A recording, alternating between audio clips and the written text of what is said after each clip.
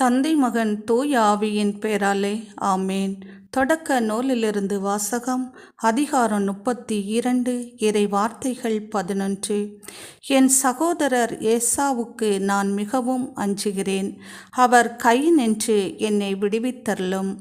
இது ஆண்டவர் வழங்கும் அருள்வாக்கு. இறைவா, உமக்கு நன்றி. ஞானத்தின் உறைவிடமே, எம் அன்பின் பரலோக தகப்பனே, இந்த நாளுக்காகவும் முன்குறிக்கப்பட்ட இந்த நேரத்திற்காகவும் உமக்கு கோடான கோடி ஸ்தோத்திரம் ஸ்தோத்திரம். யாக்கோபின் தேவனே, உம்மை நாங்கள் ஸ்தோத்தரிக்கிறோம். ஆபிரகாமின் தேவனே, உம்மை நாங்கள் ஸ்தோத்தரிக்கிறோம். மோயிசனின் தேவனே, உம்மை நாங்கள் ஸ்தோத்தரிக்கிறோம் ஸ்தோத்தரிக்கிறோம். வற்றாத ஜீவ நதியே, உம்மை நாங்கள் ஸ்தோத்தரிக்கிறோம் ஸ்தோத்தரிக்கிறோம். எசப்பா, இன்றைய இறை வார்த்தையில் நாங்கள் வாசிக்க கேட்டது போல, பொல்லாத மனிதர் கையில் நாங்கள் அகப்பட்டிருந்தால் நீர் அவர்களிடம் இருந்து எங்களை விடுவித்து பாதுகாத்து கொள்வீராக. உம்முடைய கரங்களில் எம்மை நீர் பிடித்து கொள்வீராக.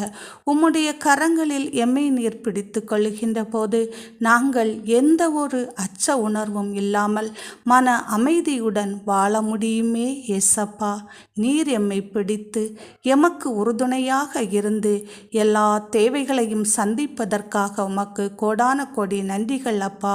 ஆமேன்.